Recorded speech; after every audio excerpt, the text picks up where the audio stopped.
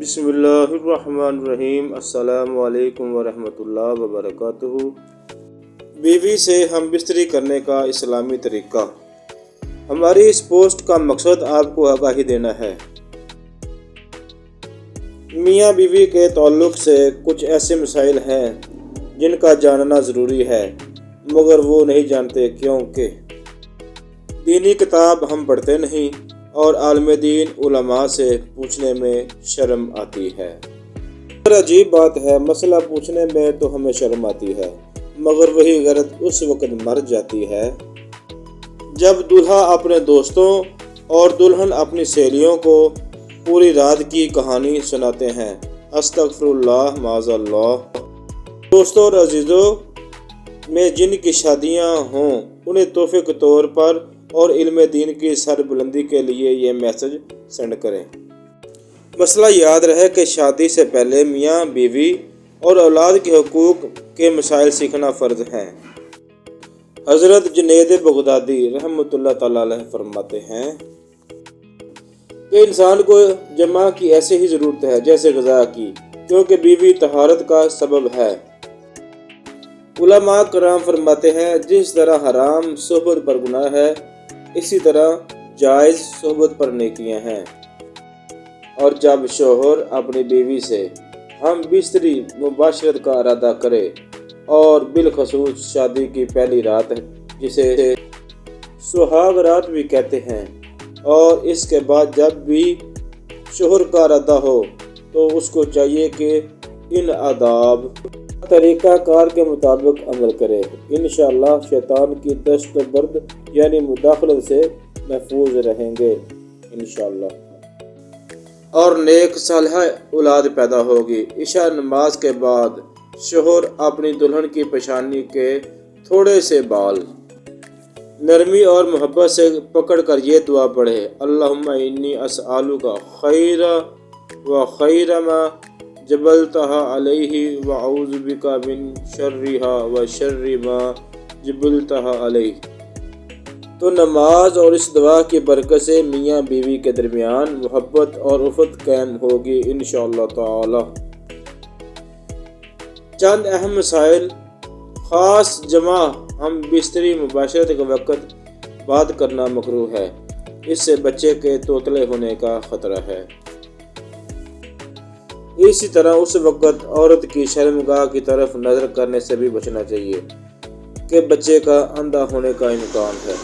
یوں ہی بالکل برہنہ ننگے بھی ہم بستری مباشرت صحبت نہ کریں، ورنہ بچے کے لیے بے حیا ہونے کا اندیشہ ہے۔ اور اہم ٹپ: کمرے میں زیرو پاور کے بلب کا اہتمام ضرور کریں، اور اگر کپڑے بالکل اتار کر ہم بستری کرنا ہے تو ایک بڑی چادر دوران ہم بستری اپنے اوپر اوڑھ لیں تاکہ پردہ پوشی ہو سکے۔ بالکل ننگے ہو کر ہم بستری کرنا گدھا گدھی کی طرح جفتی کرنا ہے، جو کہ شریعت کے نزدیک ناپسندیدہ عمل ہے۔ ہم بستری کے وقت بسم اللہ شریف پڑھنا سنت ہے، اور یہ دعا پڑھیے۔ مسئلہ مگر یہ یاد رہے کہ ستر کھولنے سے پہلے پڑھے، اور سب سے بہتر یہ ہے کہ جب کمرے میں داخل ہوں تب ہی بسم اللہ شریف پڑھ کر دایاں پاؤں اندر داخل کریں، اور ہمیشہ ایسا کرتا رہے گا تو شیطان کمرے سے باہر ہی ٹھہر جائے گا، ورنہ وہ بھی آپ کے ساتھ شریک ہوگا۔ عورت کے اندر مرد کے مقابلے 100 گنا زیادہ شہوت ہے، مگر اس پر حیا کو مسلط کر دیا گیا ہے۔ تو اگر مرد جلدی فارغ ہو جائے تو فوراً اپنی بیوی سے جدا نہ ہو، بلکہ کچھ دیر ٹھہرا رہے پھر الگ ہو۔ جماع کے لیے کوئی وقت مقرر نہیں، ہاں بس اتنا خیال رہے کہ نماز فوت نہ ہونے پائے، کیونکہ بیوی سے بھی نماز روزہ، اعتکاف، حیض و نفاس اور نماز کے ایسے وقت میں صحبت کرنا، نماز کا وقت نکل نہ جائے، حرام ہے۔ مرد کا اپنی عورت کی چھاتی کو منہ لگانا جائز ہے، مگر اس طرح کے دودھ حلق سے نیچے نہ اترے، یہ حرام ہے۔ مرد اور عورت کو ایک دوسرے کا ستر شرمگاہ دیکھنا چھونا جائز ہے، مگر حکم یہی ہے کہ مقام مخصوص شرمگاہ کی طرف نہ دیکھا جائے، کہ اس سے نسیان یعنی حافظہ کمزور ہونے کا مرض ہوتا ہے اور نگاہ بھی کمزور ہو جاتی ہے۔ ہم بستری مباشرت سے فراغت کے بعد مرد اور عورت کو الگ الگ کپڑے سے اپنی شرمگاہ کو صاف کرنا چاہیے، کیونکہ دونوں کا ایک ہی کپڑا استعمال کرنا نفرت اور جدائی کا سبب ہے۔ کل کے جدید دور میں ٹشو کا استعمال نہایت آسان اور مفید ہے۔ گھر میں ایک پیکٹ ٹشو کا ضرور رکھیں۔ ہم بستری سے احتلام انزال یعنی منی خارج ہونے کے بعد یا دوسری مرتبہ صحبت کرنا چاہتا ہے تب بھی ستر شرمگاہیں لازمی دھو لیں، وقفہ دے کر بہتر ہے کہ وضو کر لیں، ورنہ ہونے والے بچے کو بیماری کا خطرہ ہے۔ جماع کے بعد لڑکے کی پیدائش کا ارادہ ہے تو عورت کو فوراً دائیں پہلو کروٹ لینے کا حکم دیں۔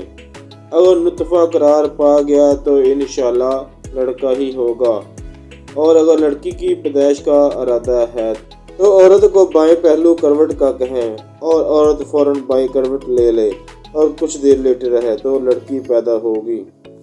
اگر اولاد کے حصول کا ارادہ نہیں تو مباشرت میں انزال کے فوراً بعد عورت سیدھی کھڑی ہو جائے۔